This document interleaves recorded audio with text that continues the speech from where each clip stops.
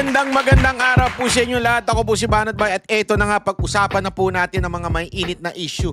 Alam nyo, ito mga nakaraang araw, talagang trending na trending yung pagpaparesign ni Marcos sa lahat ng kanyang cabinet secretary, di ba? At alam naman po natin ang dahilan yan. Ang dahilan po niyan ay natalo po kasi talaga ang kandidato ni Marcos sa nakaraang eleksyon. At kung mapapansin nyo kasi baka sabihin na ba, panalo naman yung ilang alyansa. Hindi po.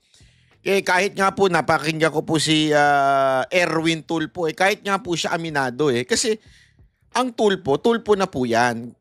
Nandyan si Marcos o wala, they can stand on their own. Una-una, nandun pa yung kapatid niya, di ba? Pangalawa, si Soto at saka ito si Lacson, talaga namang veteranong mga senador na may recall na ho dyan, ika nga.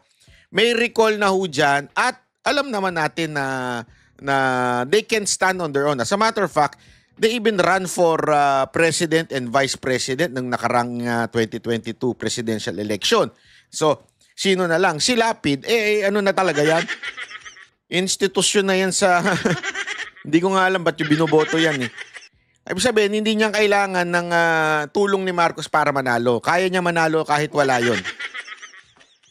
Dahil gumagawa siya ng TV series. Mali. So, sino talaga ang masasabi mong pag nanalo, kanya? Siyempre, walang iba kung hindi yung mga first-timer na nanggaling sa gabinete niya. Particular na po dyan, si Abalos. Abalos is the main key para sabihin nating maganda ang nagawa ng Presidente Marcos sa paningin ng tao kung panalo si Abalos. Hindi, olat. Malayo. Mantakin mo mayat mayan, parang multo yan na nasa paligid mo. Yung tarpaulin niya, commercial niya, lahat nandun sa social media, pero olat pa rin. Isa lang ibig sabihin nun, ayaw na mga Pilipino ang kandidato ni Marcos. Sino pa? Si Abby Binay. Olat din. Mismong yung kanyang ikinampanya na si Pamba yun, olat din. So wala. Simpleng-simple lang, wala hong impact na si Marcos sa mga Pilipino. Ayaw na ng Pilipino talaga sa Marcos. Bigyan ko pa kayo ng isang example, yung absentee voting, yung local absentee voting. Ano yung ibig sabihin nun? Yung mga uniform personnel na bumoto na mas maaga kasi nga po dahil kailangan nila magbantay. Yung mga pulis, sundalo, at saka mga teacher. Diba ho? At ilang media. Pero, mga kababayan, dito, talagang sampal sa muka ni Marcos ito, yung absentee voting. Sampal po, mantakin mo yung sarili mong sundalo, yung sarili mong pulis, ayaw sa'yo. Ayaw sa kandidato mo. Ano yun Lahat pasok po. Lahat po pasok. Ang alam kong pang 13 lang ata correct me if I'm wrong si Richard Matay kasi ipinasok po nila si Honasan at saka si Kerubin at saka si Busita. Kasi nga mga pulis po ito. So mas gusto nila yung kabaro nila. Pero mantakin mo the rest pasok. Saan ka nakakita ng ganun? Kung ako yung magre-resign na ako bilang presidente. Ultimong kapulisan ko, ultimong kasundaluhan ko, ayaw sa akin. Mahiya ka naman, sir. Mahiya ka. Kung meron ka niyan, mahiya ka naman, Marcos. Ultimong mga sarili mong sundalo. Kakahiya yun, Brad. Kakahiya yun. Diba, halimbawa, bibigyan ko kayo ng halimbawa. Kunwari, sa kumpanya mo, kumandidato ka bilang iba't ibang kumpanya. Kunwari, marami kayong kumpanya na iisa ang owner, okay? Pero kailangan maghalal ng presidente. Doon sa sarili mong kumpanya, ang nanalo iba pa. Kunwari, company A, company B, company C, company D. Yan, ABCD na kumpanya na yan, nasa isang ilalim ng major company. Tapos maghahalal kayo ngayon ng presidente. Doon sa may kanya-kanyang kandidato yan, yung company A, B, C, D. Mantakin mo yung naging presidente, mismong yung company mo, yung company A, okay, ay hindi ka binoto. Ang binoto yung kandidato ng Company D. Anong ibig sabihin lang nun? Diba? Okay lang sana kung medyo hindi lahat, 80%, 80% lang bumoto sa iyo, the rest bumoto sa iba, nahati. Di ba? Okay lang sana eh. Hindi ho eh. Sabihin, pasok lahat ng Duterte. Ha? Except yung kandidato mo, hindi pumasok ni isa. Kakaya yung Brad. Dahil nga doon, mga kababayan, ang ginawa nito ni Marcos para budulin na naman kayong mga Pilipino na tatanga-tanga. Alam niyo kung paano niya budulin kayo? Sabi niya, hindi na akma ang nangyayari, mabagal ang mga proyekto, kailangan pabilisan ng gobyerno, itigil na ang pamumulitika, kailangan na ng kaayusan, itigil na. Ibig sabihin, hindi gusto ng tao ang politika. Ulul. Hindi gusto ng tao. Ikaw. Wag mong idamay ang Duterte. Binoto nga nila yung kandidato ng Duterte. Di ba? Tapos sasabihin mo, hindi binoto yung anak ka ng wewe. Hindi pamumulitika ang problema. Ang problema, ikaw. Wala kang political will. Mahina kang nilalang. At patutunayan natin ngayon na isa kang mahinang nilalang na naman. Oh, bakit? Pinaresign niya. Pinaresign niya ang lahat ng sekretary niya. O, di ba? Nag-resign silang lahat. O, yung mga media naman, tuwan-tuwa. Magbabago na ang Pilipinas. Aayusin na ni Marcos. Palakpakan. Lahat ng mga senador, pinuri siya. Sinabing, kita nyo na, seryoso ang Pangulo, ayusin ang Pilipinas. Palakpakan. After one day, panoorin nyo ang nangyari after one day, ha? Pasok. Ito ang balita. Kasunod ng anunsyong courtesy resignation, nagsimula na ang tanggalan at balasalan sa gabinete ni Pangulong Anong Bongbong Marcos. balasalan? Pero Sandali. Akala ko ba hindi kayo nagkakamaling media? Balasalan? Anong balasalan? Ikaw naman, Banat. Bay, masyado ka naman. Hindi, wala naman ako sinasabing masama magkamali. Balasahan. Hindi ulit. Wag mo masyadong pinupuna. Hindi ko naman pinupuna. Alam mo, wala naman akong problema dito sa reporter. Nagkakamali naman tayo lahat. Ang yabang lang kasi ng mga nakadebate natin, nakala mo, hindi dumadaan niya sa masuring talagang merong standard yan. Yung standard, nagkakamali rin naman kayo. Wag naman kayong kakala mo naman kayo na may ang pinakamatinding, pinakamagaling porket journalist. Yung matandang na natin, ay sus, at saka yung komblo. kasunod ng anunsyong courtesy resignation, nagsimula na ang tanggalan at balasalan sa gabinete ni Pangulong Bongbong Marcos. Pero ang economic team mananatili. Isang araw matapos pagbitiwin ng kanyang buong gabinete, agad inanunsyo ng Malacanang na 7 sa kanila ang mananatili sa pwesto. Si retired Chief Justice Lucas Bersamin, mananatiling Executive Secretary. The President declined the courtesy resignation that I tendered.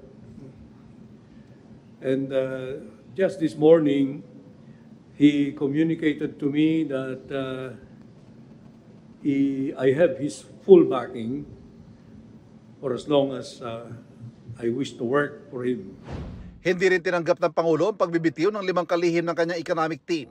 Yan ay sina Department of Economy, Planning and Development o DepDev Secretary Arsenio Balisacan, Finance Secretary Ralph Recto. Nako, ba't di mo tinanggap to? Ito nagpapahirap sa atin eh. Yung dagdag na naman yan tax eh. Pambira naman kayo. Yung mga nanonood dyan ng mga online streaming. Yari kayo, may dagdag na tax to. Ay nako. Bakit mo naman ni-retain to, Mr. President?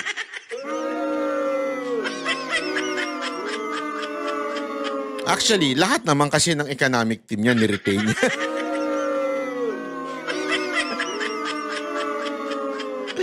Ewan ko sa'yo, Marcos, ang dami mong pautot sa buhay. Trade and Industry Secretary Cristina Roque, Budget Secretary Amena Pangandaman, at Special Advisor to the President on Investment and Economic Affairs, Frederick Go. Dahil sa kahalagahan ng economic team sa buhay ng ating bansa, yan po ang unang inaksyonan ng ating Pangulo. Dapat hindi niya na pinag-resign. Anak kayo ng pambubudol. Meron ba kayong mag-resign na kayo lahat? Sana sinabi mo, except kayong economic team ko, ha? Huwag na kayo mag-resign. Pambubudol yan. Brad, pambubudol yan ginagawa ninyo. Pero may ilang rigodo ng ginawa ang Pangulo. Si Foreign Affairs Secretary Enrique Manalo, papalitan ni Senior Undersecretary Teresita Lazaro sa liderato ng DFA. Babalik si Manalo bilang permanent representative ng Pilipinas sa United Nations. Tingnan mo, ha? Babalik siya. Ibig sabihin, hindi rin siya tinanggal. Bakit siya babalik? Bakit? Kasi may magre-retire. Ang inikot nyo lang eh. Kapalit ni Ambassador Antonio Manuel Agdameo na magre-retiro na. Comedy itong gobyerno to. Hindi mga kababayan, napakapatawa. Ano ba? Kunwari lang kayo magtatanggal pero ililipat nyo lang pala. Bakit? Kasi may magre-retire. Bakit nyo pa pinag-resign? Naman, lokohan naman to masyado. Papalitan naman ni Energy Secretary Rafael Lutilla si DNR Secretary Antonia Yulo Loizaga. Si Loizaga, magpapahinga raw muna pero maaaring ma-appoint muli sa ibang posisyon. Papahinga lang pala. Tapos babalik din sa ibang posisyon. My goodness! Sabi nga ni Robin. Magsisilbi namang OIC ng DOE, si Yusek Sharon Garin. Nauna nang sinabi ng Malacanang na dalawa ang pangunahing batayan kung sinong mananatili. Sino tinanggal? Wala! Leche buhay yan. Gago! Itong biggest comedy show na ginawa itong gobyerno to. It's a prank! Mantakin mo sabi, tatakutin pa talaga, mag-resign ng lahat. Lahat sila nag-resign. Tapos sabi, it's a prank! Hindi naman, i-retain pa rin namin kayo eh. Ikaw, lilipat ka doon kasi magre-retire na isa. Ikaw, doon ka naman. Antay mo lang. I-appoint ka uli. Anak ng tutsang kalabaw yan, oo. Comedy. Ay, naku, grabe. Alam mo, ewan ko na lang kung ano pang palusot ang meron kayo. Pero may palusot sila eh. Ayaw daw nila maka-offend. Ayop yan. Napakinggan ko yung Ay, nako. At sinong masisiba? Una, ang performance sa trabaho. At ikalawa, meron pa silang ganyan masisibak daw dahil sa performance sa trabaho at saka sa isyu ng katiwalian. katiwalian sa pinamumunuang ahensya. Si Loizaga hindi naman daw nasangkot sa isyu ng katiwalian. Pero, Maybe there is just a perception, I don't know how fair or unfair that perception is, na mas malimit siya sa labas ng bansa. Hindi pa nila madiretso. Dito mo masasabi na mahinang nila lang tong gobyerno to. Hindi pa nila madiretso kung sisibakin ba nila. Kasi paulit-ulit yung tanong na yan eh. Napakinggan ko yung press ko na yan eh. Paulit-ulit, ano ba talaga? Sisibakin nyo ba? Hindi. May problema ba? Hindi niya masagot ng diretso. Abay, pambihira naman. Whether inefficiency yan o hindi, that's not up for us to do. But the evaluation showed that it was time to have her rest muna. Rest muna. Ayaw pa diretso eh. Tatanggalin nyo ba o hindi? Ay nako, watch out. Tingnan nyo. Iikot niya lang yan. Iikot lang nila kasi siguro maybe nagka-issue. Syempre kailangan pa rin nilang i-appoint. Bayad utang, di umano, allegedly. So ililipat lang nila. Underperform na po. Underperform siguro. Underperform siguro. Hindi ka pa convinced? Ewan ko sa inyo talaga. Pare-pareho kayo mahinang nila lang. wala ring issue sa katiwalian pero nag-under-deliver din umano sa kanyang pangakong 1 milyong housing units kada taon si Human Settlements and Urban Development Secretary Jerry Acosar. Kaya siya ililipat sa Pasig River Rehabilitation Project. Ang sakit nyo sa bang. Eto yun kasi yung nangako na 1 milyon na housing na para sa Pilipinas mula nung nagyabang niya noon eh. Kaya natin 'yan, 1,000,000 kada taon hindi natupad. Ay, underperforming ka. Kaya ililipat ka na lang namin sa Pasig River. Anak ka ng weteng. Hayop yan. Akala ko ba underperforming? Ibig sabihin, hindi niya nagawa. Mahina siya. Yun ang ibig mo sabihin na underperforming eh. Hindi mo na fulfill yung sinasabi mo. Hindi ka nagtrabaho para magawa yung sinasabi mo. Ba't mo ilalagay sa ibang departamento? Ewan ko sa Eto, pinakikita lamang ni Marcos na mahinang nilalang siya. Hindi niya kayang sumibak ng kanyang sekretary. Yan ang katotohanan. Ako, para lang sa kaalaman nyo, nung unang mga taon, yung mga close kay Pangulong Duterte, nawala. Hindi ko na lang papangalanan to discredit yung mga yon. Google ninyo. Yung mga unang nawalang sekretary sa kanya, even presidential advisor na nawala sa kanya, ito yung mga aktibo during the campaign of PRRD. Marami po sila. Ang natatandaan ko, tatlong sekretary yan. Pero na ganun. Siyempre, ang sinasabi na lang, para hindi naman mapahiya, at sinabi rin naman ni Pangulong Duterte yan, para hindi mapahiya sa family at hindi mapahiya sa, alam mo yon, dignidad ng anak niya. Kasi concern, sinabi ni Pangulong Duterte ito sa isang speech niya. Para hindi masira ang dignidad ng tao, sinabi na lang nilang health reasons o nag-resign. Diba? Para naman hindi sabing sinibak. Ganun ka makatao ni Pangulong Duterte. But he is strong in political will na pag hindi ka maayos o kaya pag may nasilip ako, ganun ka. Kasi meron akong alam, hindi ko na lang sasabihin dahil di naman sinabi ni Pangulong Duterte to in public, meron akong alam na nagka-problema sa isang quote-unquote project. So, ibig sabihin, it's a whip of corruption, ika nga. Merong problema sa corruption. Sinibak niya. Malapit sa kanya to. Hindi man napatunayan, pero dahil dun sa issue ng isang project, di ko na lang sasabihin kung ano yung project na yun. Pero sinibak niya. At kaibigan niya po ito. Kasama po namin ito sa 2016 campaign. Bakit ko to? Kasi, ganun lang naman kasimple. Hindi mo kailangan magpabulaklak na, mag-resign kayo lahat. Kasi nahihiya kami na meron kami sisibaking isa. Putang ina, isipin mo yun inabala mo lahat ng departamento, lahat ng sekretary, pinakaba mo, dahil hindi mo kayang magkompronta ng isang sekretary mo. Ganun ka mahinang nilalang. Sama-sama na kayo dyan.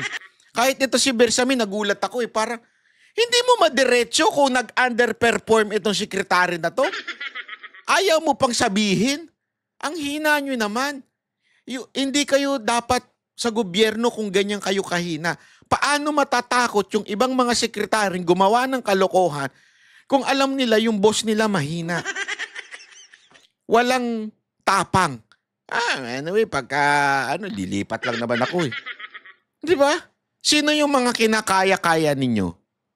Yung mga USEC, mga undersecretary at saka mga assistant secretary na malapit sa Duterte, yun kaya nyo sibakin.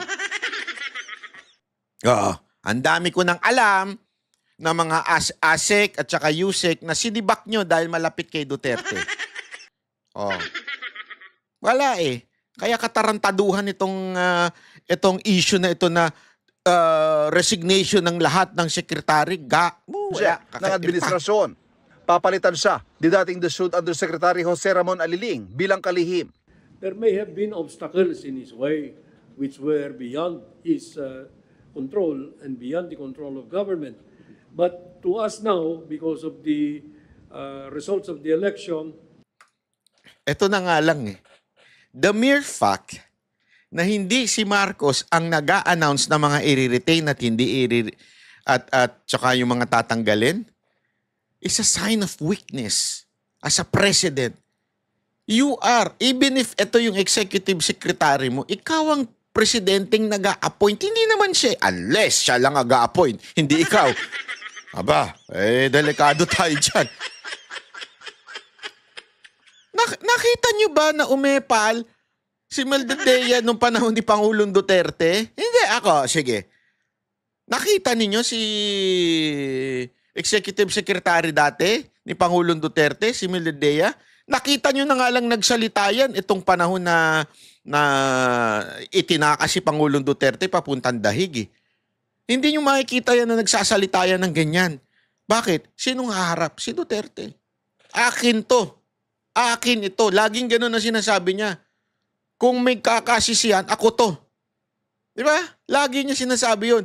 He take full responsibility sa lahat ng decision niya. Hindi yung dadaan pa sa ganito. Ito pa lang is a sign of weakness as a leader. Ikaw yung pa-resign. Tapos nung magtatanggalan na, nagtago ka na. Gago! Hindi, di ba po? O sige. Sige nga ho. Sabihin nyo sa akin na ngayon na yung leader natin na si Marcos ay may political will at matapang na tao. Wala! Naku po. O tuloy. It's time for the president to take him out there and bring another one who might make a better performance. Hanggang ngayong araw, 52 courtesy resignations na ang hawak ng tanggapan ng Pangulo. Patuloy daw itong sinusuri at sa mga susunod na araw, i-anunsyo kung sino mga mananatili, sino mga ililipat at kung sino ang mga masisiba. Mula sa Malacanang, Ivan Mayrina nakatutok, 24 oras. Grabe, no? Ewan ko. Eto hindi ko alam kung bakit tayo umabot sa ganitong sa ating kasaysayan, sa bayan natin. Na naghalal tayo ng isang mahinang leader. Walang bayag na leader. Sa totoo lang, hindi ko talaga malubos maisip. Hindi kasi pwedeng ganyan sa Pilipinas eh. Alam mo, yung sinasabi nilang Marcos is mabait. It's not mabait. It's a sign of weakness. Kasi you're not there para maging mabait. Alam mo yun? Hindi ka naandyan para maging mabait. Naandyan ka to make sure that our country is on the right track. And being leader, kailangan mo ng strength. Kailangan mo matapang ka, meron kang lakas. Di ba? Kailangan malakas ka. Kailangan makita ng tao yan. Malakas ka. Hindi yung mag-resign kayo lahat ha. Bukas naman, babalik ko din kayo eh. Bahala na si executive secretary magsabi. Alam mo, naalala ko talaga yung sinabi sa akin ni Pangulong Duterte nung yung 2022 bago mag-eleksyon. Kasi sabi ko nga 'di ba sa inyo, ilang beses niya akong pinatawag at tinanong niya ano ba ang sentimento sa social media, kikwentuhan kami, nakakatuwa kasi alam mo yun, sabi ko nga it's an honor na somehow he's really listening sa tao. Hindi naman po sa akin eh. Ako lang po yung nagbabalita lang. Even if I'm not part of the government, yun sabi ko lang, Mr. President, kasi nanonood nga siya, di ba? Sabi ko, Mr. President, ganito po yung sentimento ng tao, ganyan. Tapos, alam mo, isang nabanggit niya sa akin paulit-ulit na hindi nawala sa isip ko. Yung sinabi niya sa akin, yan si Marcos, mahina talaga yan. Yun, sinabi niya sa akin, diretso yun. Mahina yan. Hindi niyang kaya ang komprontasyon. He cannot, handle yung ganyan, lalo na pagka nagkaroon ng crisis daw. Siyempre, sa akin, noong time na yun, hindi ko malubos maisip kung ano ibig niya sabihin. I understand na mahina, hindi niya nakikita yung leadership, pero yung lalim nung hindi niya kayang komprontahin yung mga tao. pagka naging presidente yan. Dito ko na lang na-realize to talaga na grabe pala talaga. Ito yung sign na you are not fitted na maging leader. Kasi ang leader, hindi pwede yung, halimbawa ako, eto karanasan ko na ito di ba? Ang dami na pong, bilang manager ng Mocha Girls, ang dami na pong dumaan sa aking talento. Na, alam mo yun, marami po akong sinibak. Hindi ko lang po binabanggit kung sino, pero marami na po akong sinibak na talent. Although at that time, kasi nandun pa si Mocha noon Si Mocha at saka ako nagdidesisyon noon. So mag-uusapan kami. Tapos sasabihin niya sa akin, ito, malabo to, sibakin mo na to, sasabihin niya sa akin. Ako, as a leader, hindi ko pwedeng ipasa dun sa assistant ko. To, bahala ka na, sabihan mo sila, sibak na siya. Huwag na siyang pumasok mo. Hindi pwedeng ganun. I have to be strong. Kasi to give a signal doon sa ibang talent na wag kayong magkaka-attitude, wag kayong tarantado, wag kayong pasaway or else sisibakin ko kayo. Hindi kami, kasi alam mo, mahirap sumibak ng talent Kasi meron na yung, meron na mga uma-idol kuno dyan di ba? Ang hirap, di ba? Lalo na pagka umangat yung talent, tapos bigla mong tatanggalin, marami dyan asan na si ganito? Asan na si ganyan? Asan si ganito? Ganun. Yung bang, bakit? Kayo ba manager? Hindi. Naintindihan ko naman kasi syempre, in-admire nila yon tapos bigla mong aalisin. Hindi naman nila kasi alam na yung ina-admire nyo may ugali yan. May attitude dyan. Di ba, may ganun kang, hindi nila alam yun. Pero ikaw, as a manager, kailangan mong gawin yung hard decision na yun. Mahirap yun. Bakit? Ikaw nakakabasa ng mga comments, ikaw makakakita ng reaksyon ng tao. Maya tatanungin ka, bakit wala na? Sir, ba't wala na si ganito? Di ba? Ganun Pero kailangan mo maging strong. At sabihin mo, wala kasi nagpahinga. Ikaw pa rin kayo. Bakit? Kasi hindi naman po yan ang natin. Wala po akong pakialam. Wala pong humahawak na politiko sa akin. Wala po akong pakialam kung magalit kayo sa akin. Ang akin, dapat kayong magsilbi sa taong bayan. Kasi nga, pag tama, palakpakan. Pag mali, banatan. Ayun lang sa akin. Sana ayusin nyo yung ipinangako nyo. Ipatupad nyo naman yung ipinangako ninyo during the campaign. Huwag nyo naman pong, hindi porket ikinampanya ko kayo noon, pikit na lang ako at bingi sa mga katarantaduhan ko sakasakaling may gawin kayo. And I know naman to mga kandidato na to na nanalo ay hindi naman po ganun. Pero just in case lang maging ganun kayo, pabanata ko kayo. Sorry na lang, And you should serve the people. Yun lang. Okay? Maraming salamat po. God bless everyone. See you again.